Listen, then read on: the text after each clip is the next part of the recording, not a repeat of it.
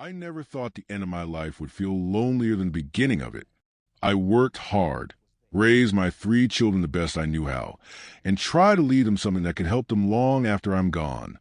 At 75, I should be spending my days in peace, sitting on my porch with a cup of sweet tea, watching the sun settle over the trees. But somewhere along the way, my kids stopped seeing me as their father and started seeing me as a bank account with a heartbeat.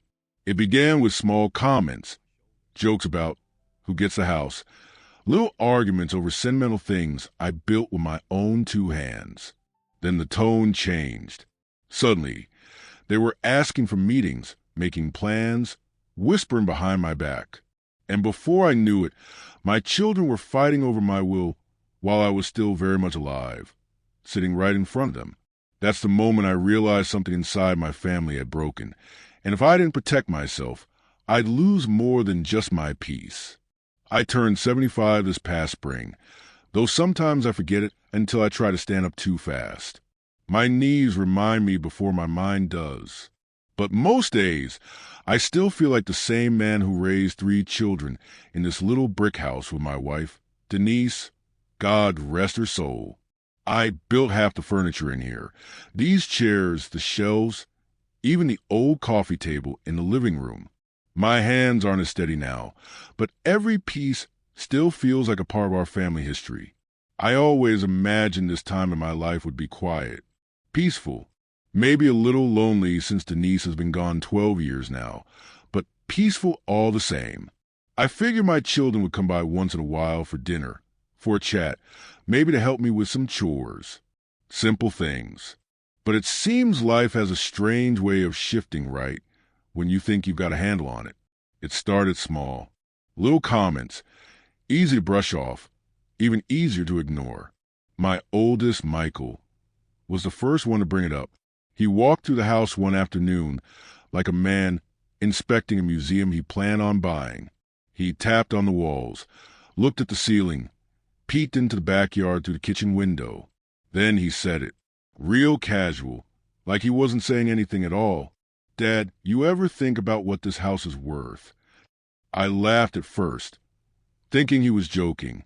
The house isn't anything special, just a sturdy home on a quiet street with neighbors who still wave when they drive by. I've lived here for over 40 years. It's not fancy, but it's mine, and it holds every memory I've got left of my wife and the kids when they were little. So I told him, Son, this house is worth whatever memories are in it. Nothing more. Michael didn't smile.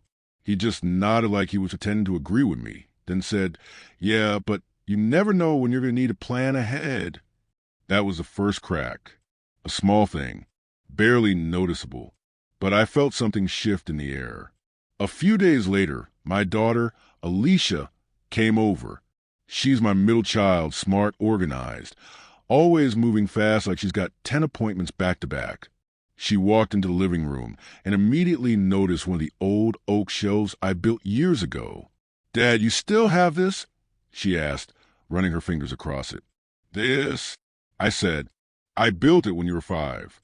You used to sit underneath it with your dolls. She nodded but didn't smile.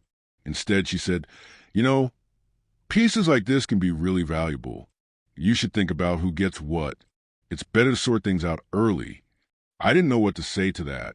I just watched her walk from one piece of furniture to another like she was doing some kind of inventory. And she didn't talk about memories. She talked about worth. Monetary worth. Market worth. Future worth. I felt another crack forming. But I kept telling myself, they're adults now. They're just stressed. They've got their own families to worry about, their own bills, their own futures. Maybe thinking ahead feels natural to them.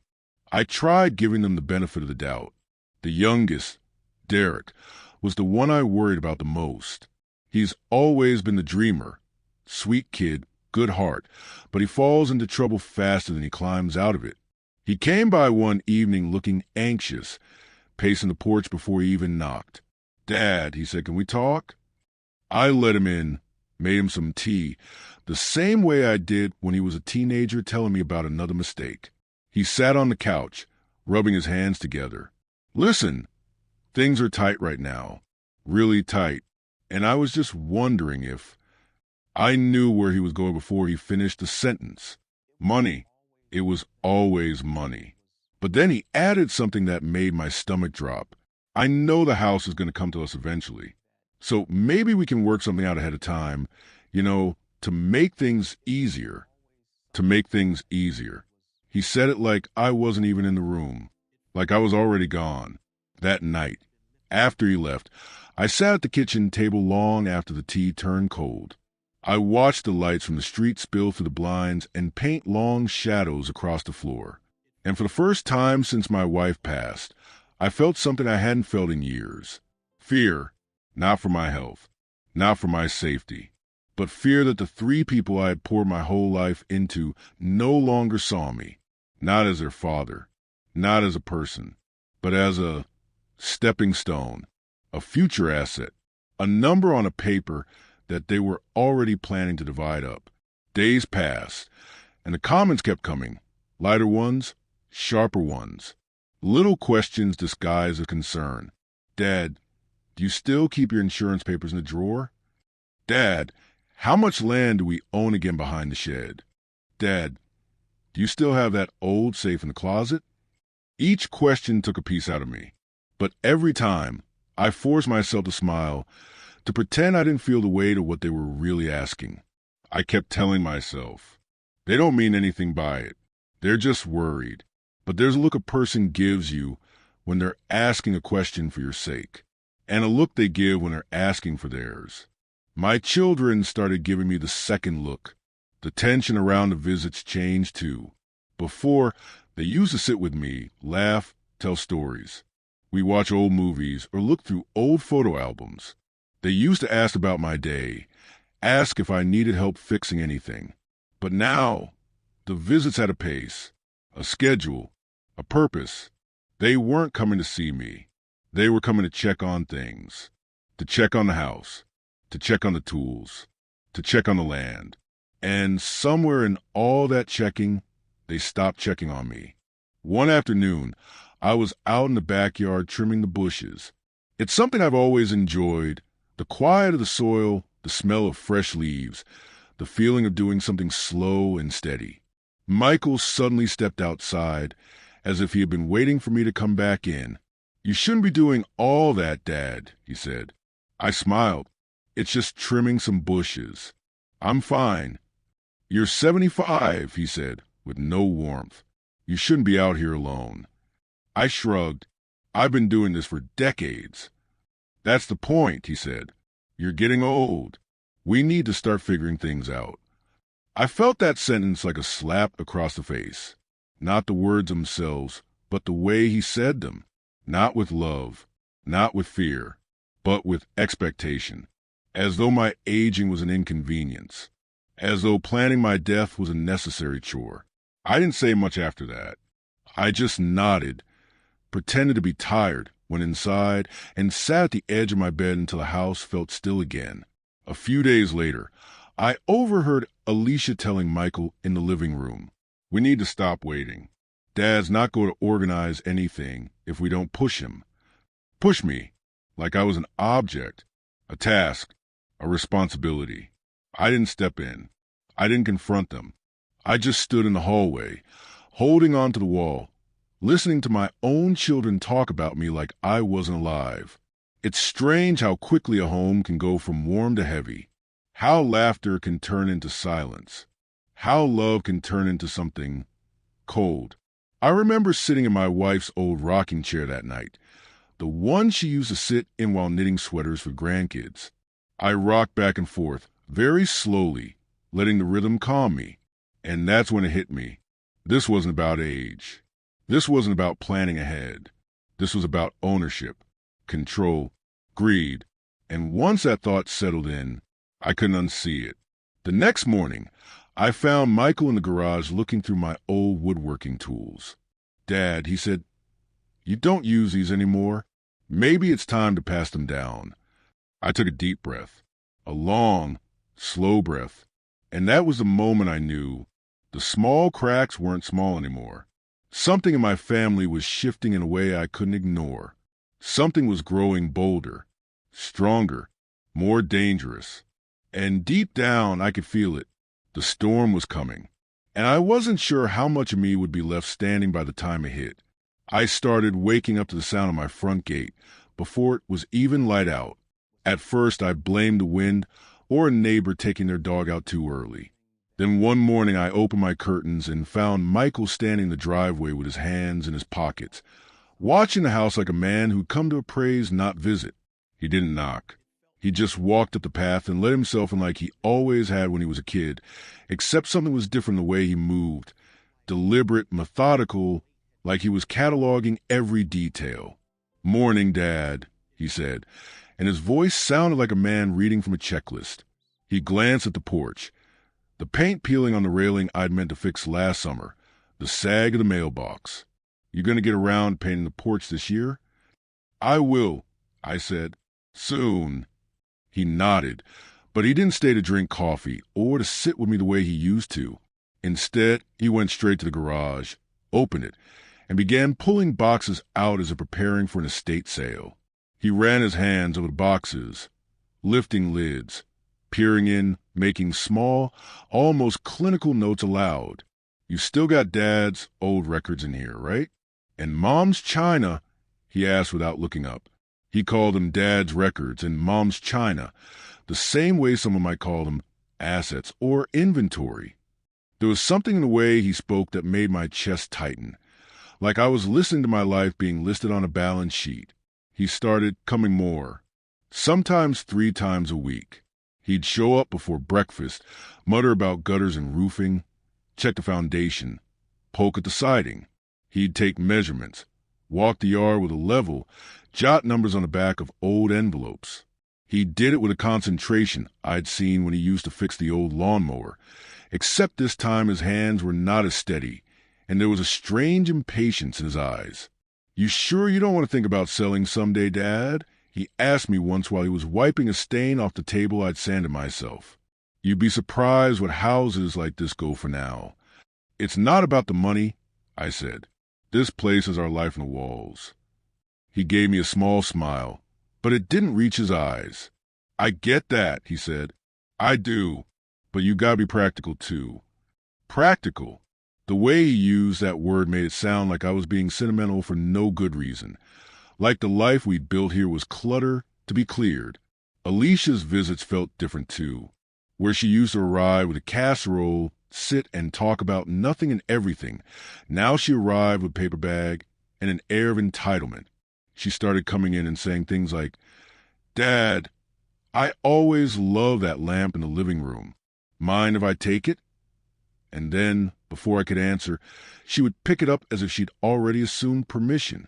One afternoon she opened a drawer, pulled out a small wooden box I kept full of buttons and old coins, the kind of mad little treasures that reminded me of the way Denise used to mend shirts at the kitchen table. "Oh, this is perfect," she said. "My girls would love this for their room." She cradled the box to her chest like it belonged to her. "You know I like to keep that," I said, feeling a sudden heat behind my eyes. "I know, Dad, but you always said to keep family things in the family," she replied, and her tone carried the weight of righteousness. "I just thought, well, maybe it's better if I have it now." Better if she had it now, not later, when I might choose to give it, not when we could sit together and remember why that box mattered. Now, because now it had urgency in it, a current that swept past my wishes. Derek's approach was the most painful because it felt like a plea wrapped in pressure. He'd come over with that nervous energy he'd always carried, hands jittery, voice too quick. "Dad, I hate to bring this up, but the landlord is on my back," he said one day, sitting at my kitchen table like a man asking for a loan. "And if there's any way you could just, I don't know, decide now about the house stuff, it would help me out." "What do you mean, decide now?" I asked, steadying my voice. "Like who gets the tools, the land behind garage, the safe, even," he said. "I've got bills, Dad. I'm not asking for charity. I just need to know there's something I can count on." Hearing him, I felt the old fatherly reflex rise. Fix the problem, patch the hole, keep them afloat. I'd done it before, more times than I can count. But this time it hit differently. He wanted certainty for himself at once, like my decisions were a lifeline he could pull whenever he needed it. And he sounded small and urgent and, honestly, impatient. The tone in the room shifted depending on who came. When Michael was in the house, there was a calm, almost clinical efficiency. With Alicia, there was a presumption. If it looked nice, it belonged to her. With Derek, there was raw need flaring into demand. And when they were together, the energy turned into a force that felt like the tide, pushing in, filling every part of my home that used to be only mine. Once, after Michael had cleared the attic just to get aired out, Alicia arrived and opened the closet where Denise had kept her dresses. "This is gorgeous," she said, holding up a faded floral dress I'd mended more times than I can remember. "I always liked this. I think Rebecca would wear it to her book club." Rebecca, Alicia's daughter. I could see the name like a bright marker pointing to a future where my wife's dress was already someone else's. I felt like an invisible guest in the rooms of my own life. They started to speak to one another about me as if I were not present. "He's never going to sort through everything," Alicia told Michael in a tone that mixed exasperation and calculation. "We've got to take the initiative. It's only fair." "Yeah," Michael said, "we can't leave it messy. What if something happens and there's a fight? What if something happens?" That tiny phrase landed in my chest like a stone. The idea that we're floating, it was a world built on my absence. They spoke of it like a contingency plan, a plan that prioritized convenience and control over any conversation with me. It was as though I were expected to become the past on their timetable. I tried to push back once, gently. "Can we maybe sit down and talk about this together?" I asked on a Sunday afternoon as the three of them hovered around my dining table, which now seemed to become prime real estate for their documents and agendas. They looked at each other, and for a moment, I thought we were going to have the conversation I'd hoped for. But Michael folded his arms and said, "Dad, it's just more practical if we sort things now. Alicia, you can bring the boxes you want. Derek, you can make a list. We'll just go through it." I watched the way they moved, systematic, as if they'd rehearsed it. No pause. No asking me what I wanted to keep, what I wanted to give. No space to tell the stories behind each item. The thing I'd always loved about family was how those stories made even a chip plate treasure. They were trying to turn stories into inventory. I felt the respect slipping away like sand through my fingers. Not because they didn't love me. That's what I told myself over and over. But because their needs have become louder than the affection that used to bind us. There's a sound to that.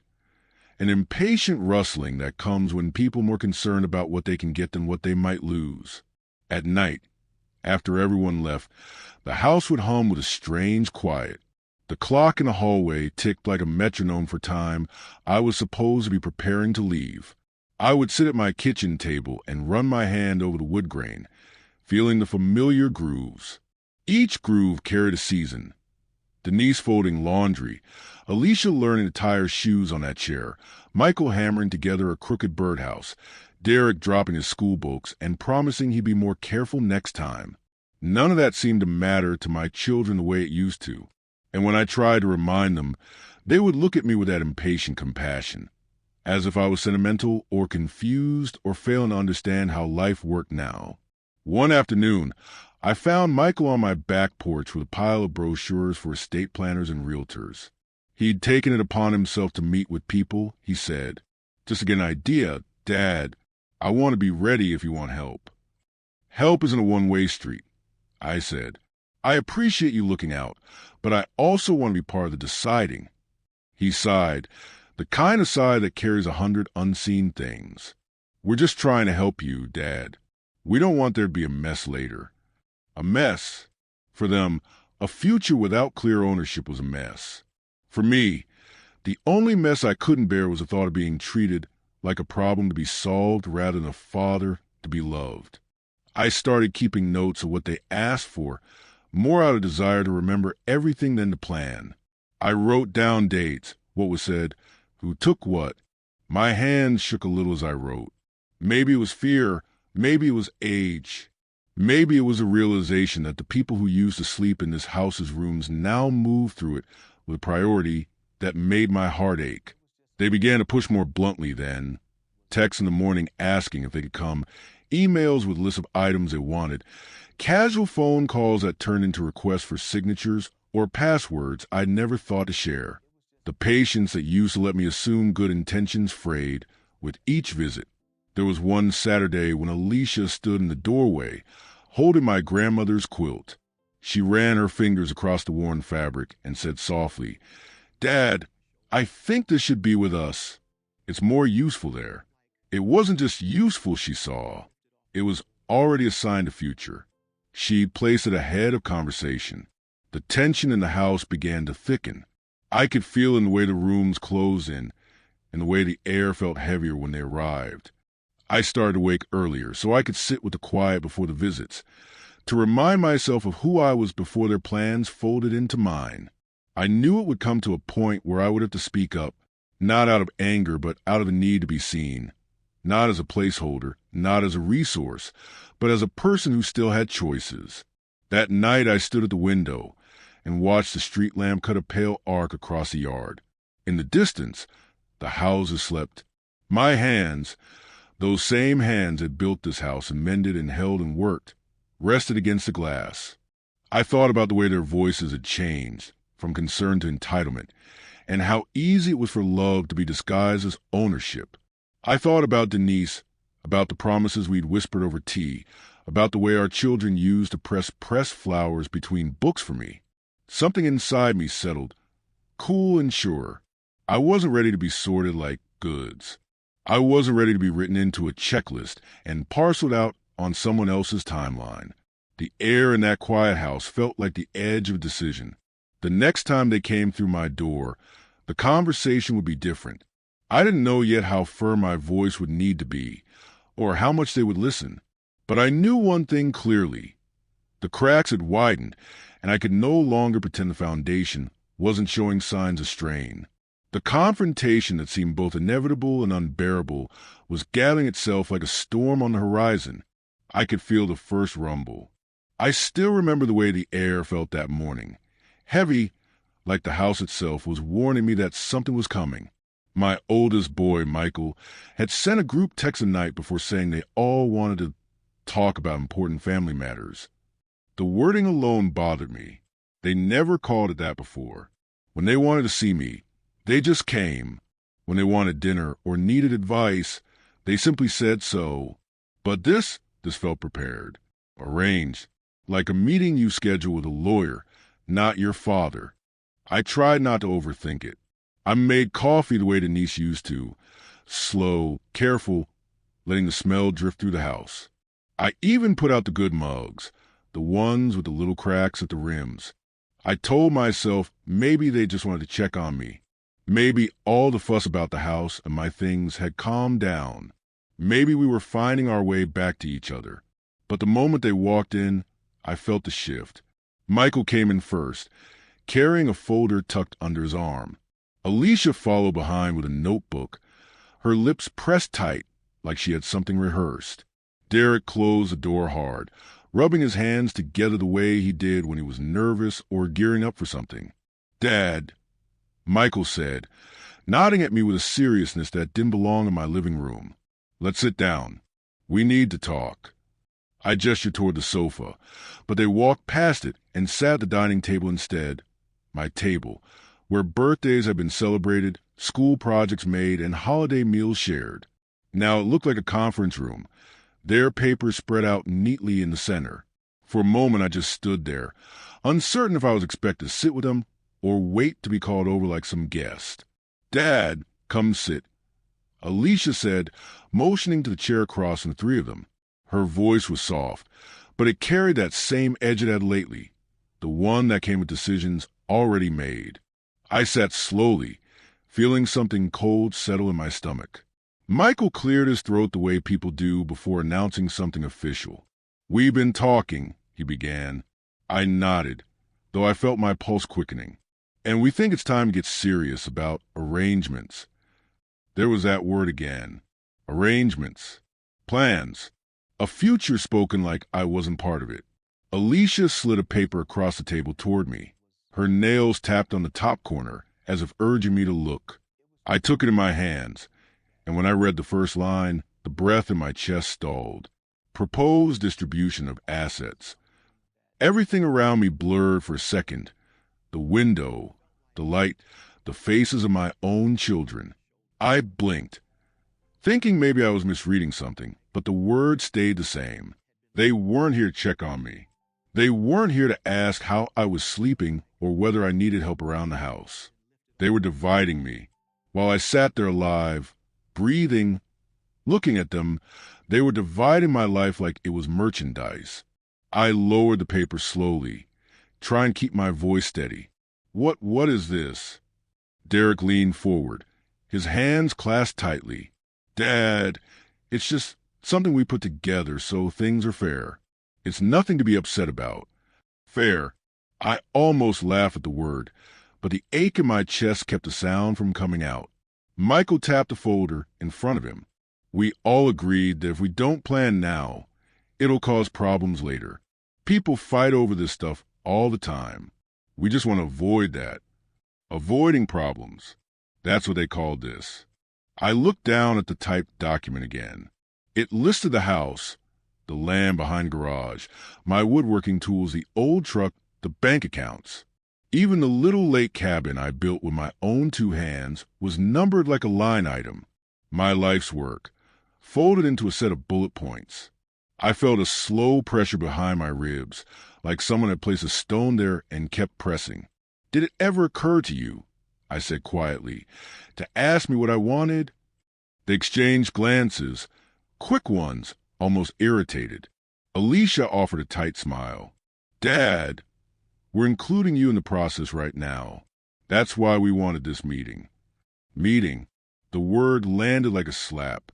I had been invited to my own estate planning meeting, and I wasn't leading it. I wasn't even consulted. Michael opened his folder and pulled out another sheet. We made a draft showing how things could be divided evenly. But we can change things if you prefer something different. I stared at him, wondering how he didn't hear how wrong that sounded. Offer me the chance to prefer my own future the way someone might pick between 2 brands at the store. You're acting like I'm already gone, I said, my voice steady but low. Derek shook his head quickly. No, Dad, that's not what we mean. But it was exactly what they meant. I could see in the way they avoided my eyes, how they fidgeted with their papers, how they were ready to argue logistics instead of listening. They were all waiting for me to accept the idea that I was 1 foot out the door. I folded the papers and set them gently on the table. Tell me something, I said. Did any of you think how this would feel?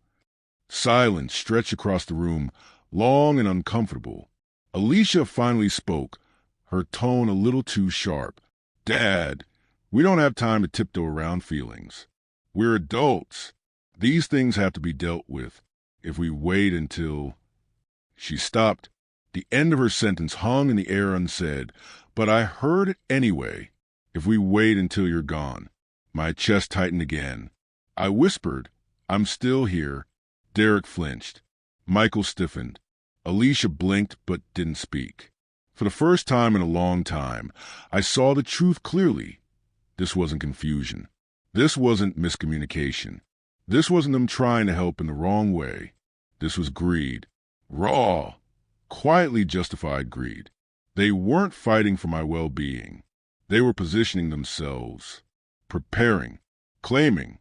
My hands rested on the table, old hands marked with years of work, hands that had held each of them when they were babies.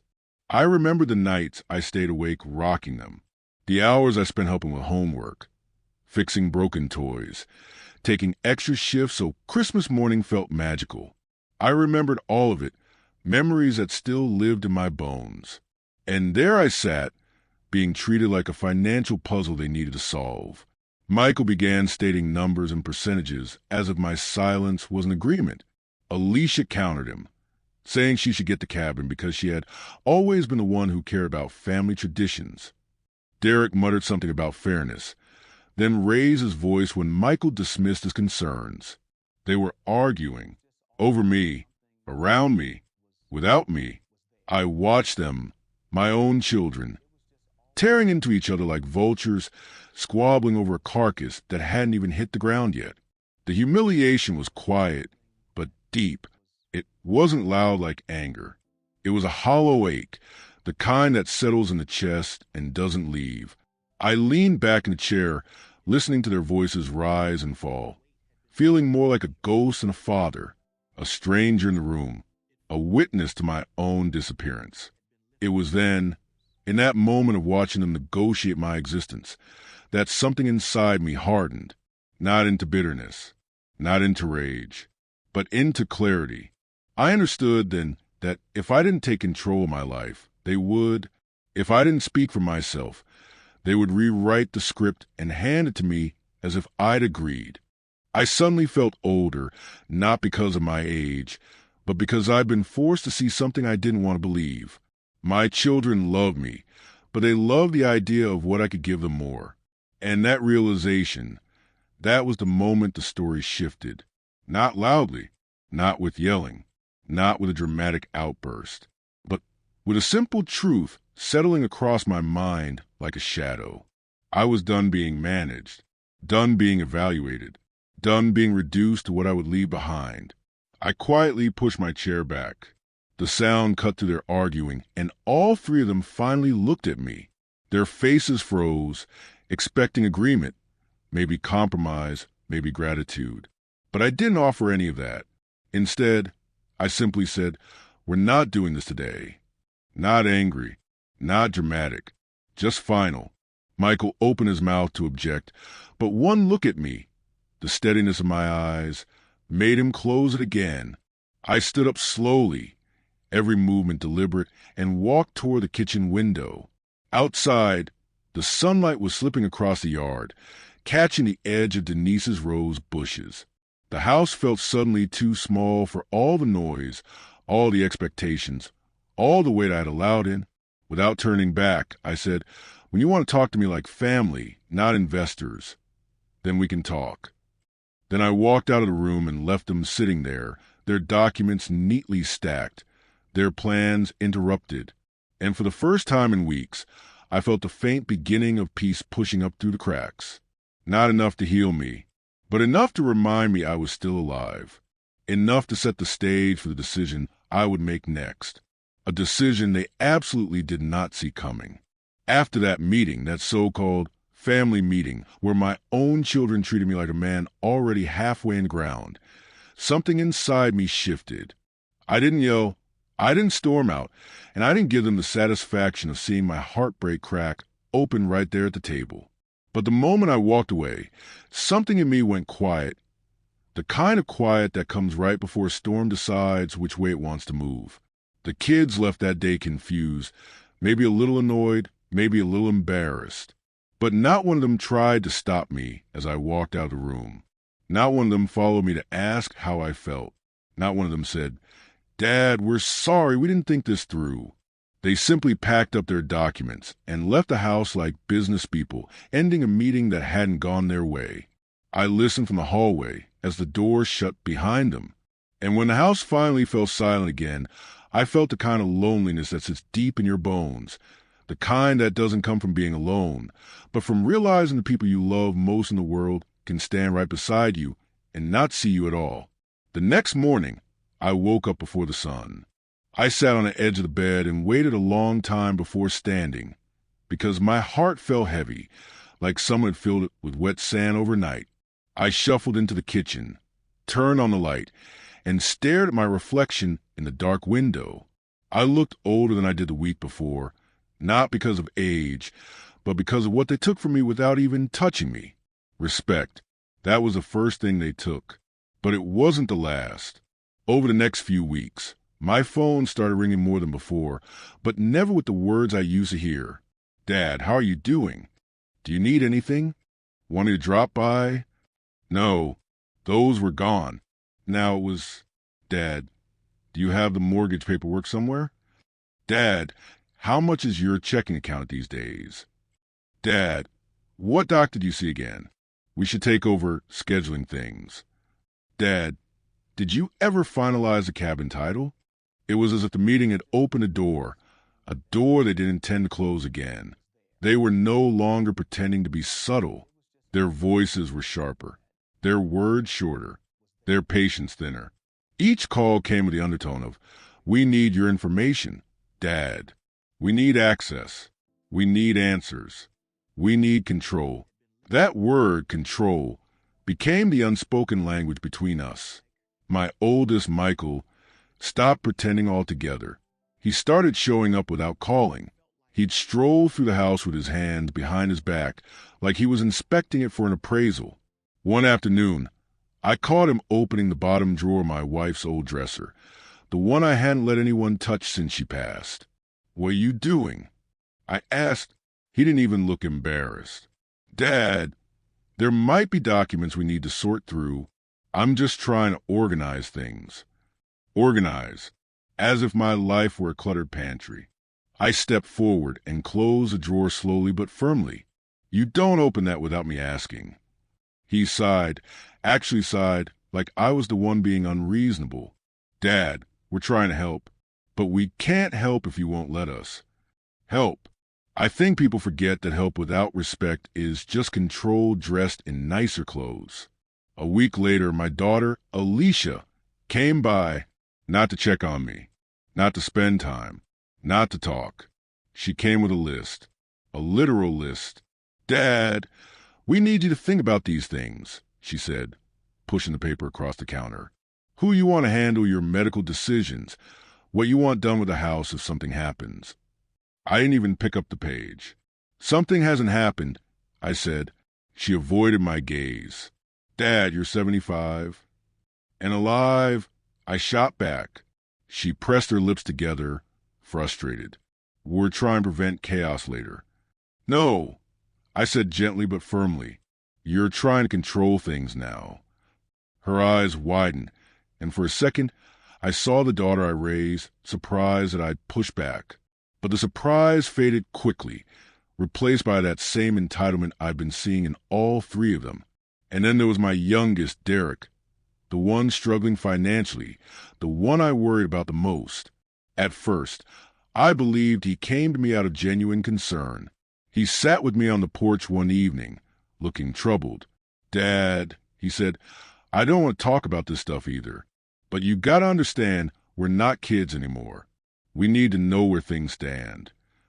Where things stand. That phrase meant more than he admitted. I could see it in his eyes. Not greed, not exactly, but fear. Fear that there wouldn't be anything left for him. Fear that life had beaten him down, and I was the last hope he had. For years, I had bailed him out of one struggle or another. But this time it felt different. This time it felt like he wasn't asking for support. He was asking for security. My security. And he wanted it early. The days passed, and the tension in the house thickened. I began moving quieter, speaking less. I kept my thoughts close to my chest because I realized something important. I had become invisible in my own life, not because I faded, but because they stopped looking. My children were talking about my home, my decisions, my future as if they belonged to them, as if they're the ones who built everything I owned, lived every year I survived, or sacrificed every moment I did. It was like I had been moved out of the center of my story and placed somewhere off to the side, a character waiting for instructions. And that was the moment a different kind of silence settled in me. Not the silence of defeat, not the silence of surrender, but the silence of a man thinking, deeply, carefully, slowly, about what needed to be done. I found myself sitting in the workshop my wife used to call my second home. I brushed my hands over the old woodworking table, feeling the grooves I'd carved into it over the years. I remembered building the kids' baby cribs here. I remembered making Denise's rocking chair here. Every board, every scratch, every dent held a story. And now my own children were treating those stories like inventory. I sat down, and for the first time in weeks, I let myself feel everything fully. The disappointment, the sadness, the anger I'd been holding back. It washed over me slowly, like someone pouring warm water over tired shoulders. I whispered into the quiet room, "They think they can take everything." And in that moment, something in me answered, something steady and stronger than I expected. "No," I said aloud. "They can't. They could claim my things. They could argue over my future. They could bicker about what they felt entitled to. But my dignity, my autonomy, my choices, my peace, those weren't theirs to take. Not unless I handed them over." That night, after sitting with my thoughts for hours, I made a decision, a quiet one, a firm one, the kind of decision that doesn't need announcement or approval. I picked up the phone and dialed a number I hadn't used in a long time, my old lawyer's office. A man I trusted, a man who knew me before life got complicated. When he answered, his voice warm and familiar, he said, "Samuel, it's been years. What can I do for you?" I exhaled deeply. "I need some guidance," I said, "and I think it's time I put a few things in order. My way." He didn't ask unnecessary questions. He just said, "Come in tomorrow. We'll talk." And that was the moment the story changed direction. Not loudly, not dramatically, but with quiet strength. The same strength that had carried me through every hardship in my life. The same strength my children seemed to have forgotten I possessed. As I hung up the phone, I felt something settle in me. Not anger, not revenge, but a calm, deliberate resolve. My children wanted control, but they were about to learn something important. Control wasn't theirs to take. It was mine to reclaim. And the next chapter of my life, the one they assumed they had already written, was about to break free from their grasp. I didn't sleep much that night after calling my lawyer. My mind kept going back to that meeting. My children talking over me, arguing about my life like it was a business negotiation. I kept replaying the moment I stood up and walked out, the way none of them stopped me, the way none of them even looked ashamed. In the quiet of that night, something settled in my chest. Not anger, not bitterness. Something calmer, something clearer. It felt like steady ground after weeks of shaking. The next morning, I woke up with the sun. I made myself a cup of coffee, the same way I've made for years. 1 sugar, a little cream. I sat at the kitchen table and watched the light spread across the floorboards. It felt like the house was breathing again, like it was waiting for me to take the next step. Around 10, I put on my jacket, grabbed a folder I prepared the night before, documents, receipts, old letters, photos, and drove into town. My lawyer, Elaine Richards, opened her office door with a smile I hadn't seen in a long time. Not polite, not forced, just warm, genuine. "Samuel," she said, reaching out to shake my hand. "It's good to see you. Come on in." Her office smelled like old books and lemon polish. There were framed photos of her kids on the wall and a plant in the corner that looked like it hadn't missed a day of water in its life. Everything felt calm, organized, respectful. She motioned for me to sit. "So," she said softly, "tell me what's going on." And for the first time since everything started, I let the whole story spill out. I told her about the comments, the sudden interest, the unannounced visits, the demands, the meeting where my children treated me like a man already gone. She didn't interrupt me. Not once. She didn't rush me or make assumptions. She just listened, hands folded, eyes steady, like my words mattered, like I mattered. When I finished, she leaned back and took a breath. "Samuel," she said, her voice gentle, "you've been carrying all of this alone." I swallowed hard. I didn't want to believe what it looked like. She nodded. "No parent does." She let the room stay quiet for a moment before she continued. "But you came here, which means you're ready to protect yourself. And Samuel, you absolutely can." Something warm moved through me. Relief, validation, maybe both. We talked for a long time, longer than I expected. She explained my options, laid them out slowly, carefully. Not like I was an old man who needed to be handled, but like someone whose life still had weight, whose choices still held meaning. Then she said something that stuck with me. AWOL isn't just about what you leave behind. It's about what you want people to remember about you. I looked down at my hands. I don't want them to remember fighting over me. And they won't, she said. Not if we do this right. We started from scratch.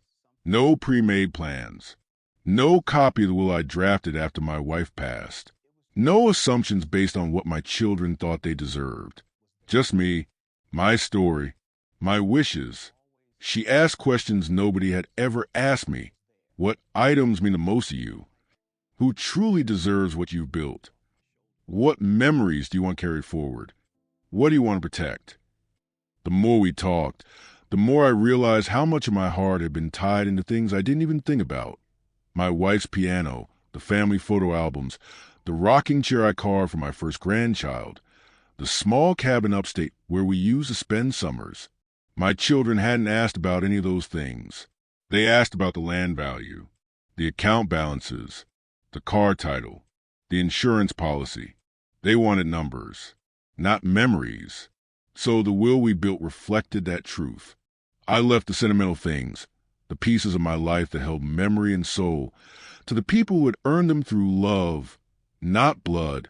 My niece, who visited every holiday without fail. My neighbor, who brought me groceries during the winter storms. The church where my wife and I used to volunteer. And then there was a part of my legacy that mattered most to me. My workshop, the tools I had collected over 40 years of woodworking, the space that felt like an extension of my heart. I decided exactly who would get that, not one of my children. Instead, I arranged for it to be donated to a youth center in town, the one that helped troubled teens learn skills and build confidence. I'd volunteered there once. I saw the way those kids' eyes lit up when they sanded their first piece of wood smooth. I saw the way creating something made them feel seen. My legacy would live in their hands, not in the hands of people who only wanted profit. Finally, we addressed the house, my wife's house, our memories buried in every corner of it. Instead of leaving it for them to sell and bicker over, I arranged for something else entirely, a trust, designed specifically to keep the house intact until after my passing. Designed so none of them could force a sale, take control, or use it as leverage. Designed so the home stayed a home until the end. When I signed the last page, Elaine slid the documents into a folder and tapped the top of it gently. "There," she said quietly. "Your voice is back on paper."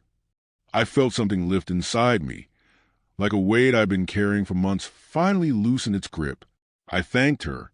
She walked me to the door. "Samuel," she said before I stepped out, "you did the right thing. This wasn't revenge. It was protection." I nodded because I knew she was right. Revenge hurts people. Protection saved the part of yourself you almost lost. When I got home, the house felt different, lighter, almost brighter.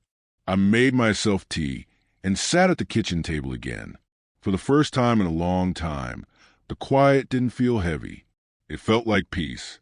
But peace never seems to last long in a house with grown children who want answers. 3 days later, the storm arrived. Michael called first. "Dad," he said sharply, "we heard from someone at the courthouse that you made changes to your will." I didn't answer right away. "Dad, why didn't you tell us?" "I didn't need your permission," I said calmly. There was a pause, long, thick, surprised.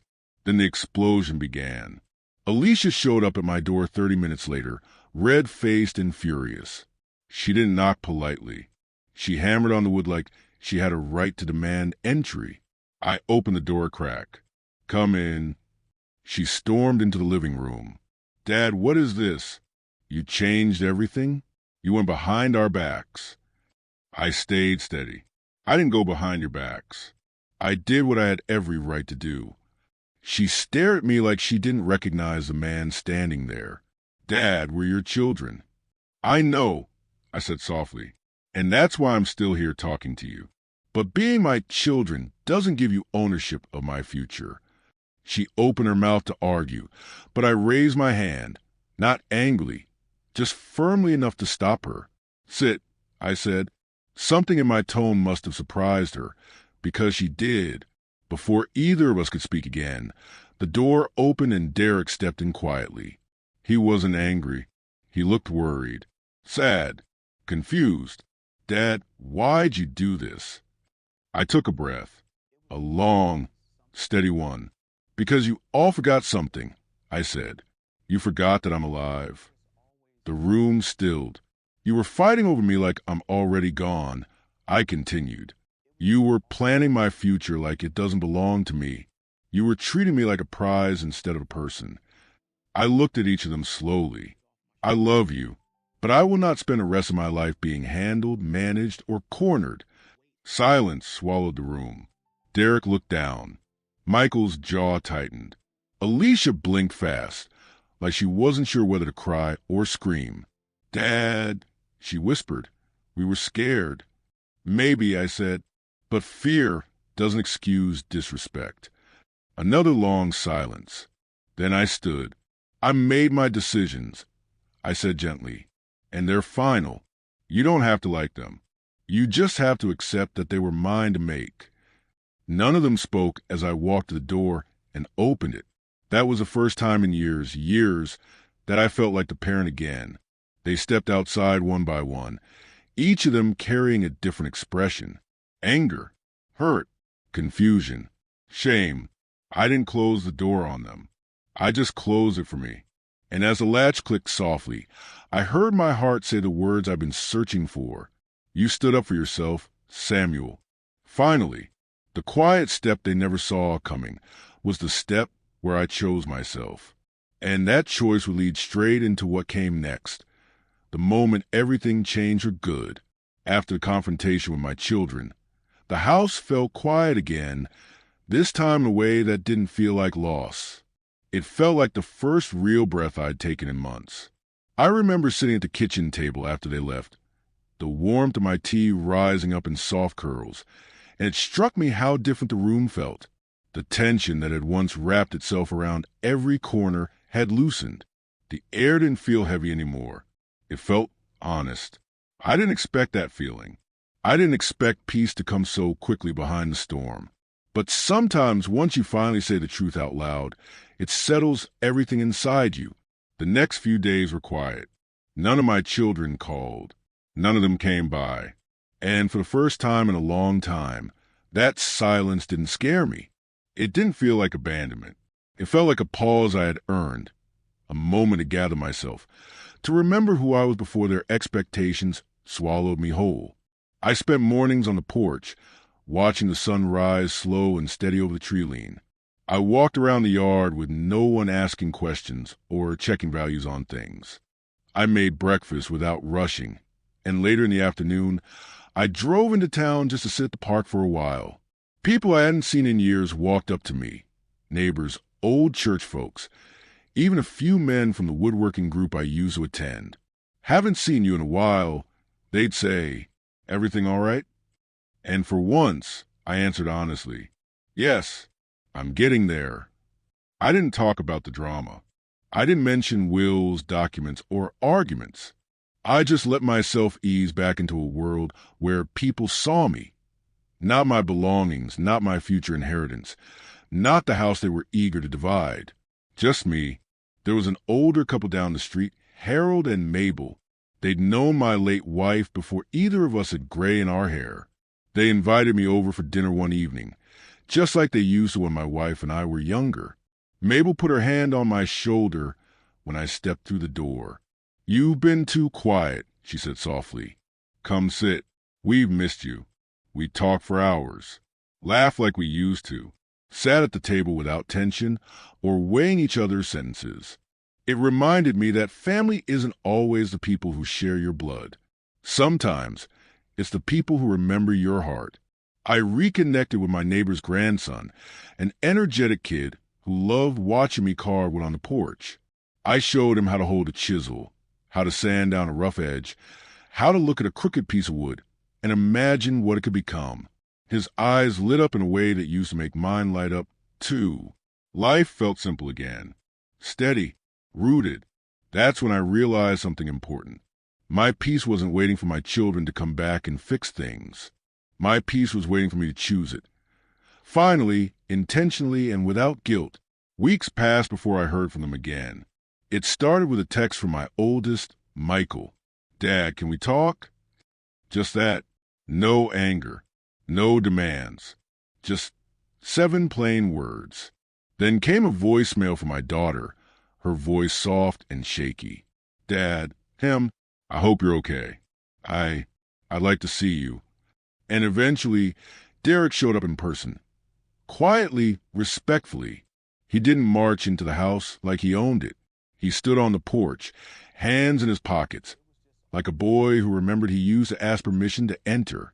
I stepped outside, closing the door behind me, but not locking anything away. He sighed. "We messed up, Dad." I didn't respond immediately. Instead, I let the moment breathe, because I wanted to hear his heart, not just his apology. He looked out over the yard, avoiding my eyes at first. I think we forgot you were still here. Still alive. Still you." That was a truth I'd waited to hear, not perfect, not polished, but honest. I nodded slowly. "I know you all were scared, but fear doesn't give you the right to take over someone else's life." He nodded. "We know that now." I didn't invite him in right away, not because I was angry, but because I'd learned something important. Boundaries aren't punishments. They're the way you protect the parts of yourself you almost lost. The 3 of them eventually came together. On a Sunday afternoon that felt like it belonged in a different lifetime. They weren't yelling. They weren't arguing over accounts or titles or properties. They just sat in the living room, quiet, small, humbled. "Dad," my daughter said softly, "we don't want to lose you." I looked at her, really looked at her. I saw the stress in her shoulders, the guilt in her eyes, the cracks in her confidence. She wasn't the same woman who had set papers on the table, like she was negotiating a business deal. She was my daughter again. "I never asked you to be perfect," I told them. "I just asked you to treat me like your father, not an estate." Silence fell. A different kind of silence this time. One that felt like understanding. I didn't take back my decisions. I didn't rewrite the will. I didn't undo the protections I'd put in place. But I did reach out my hand. "Let's start again." Slowly.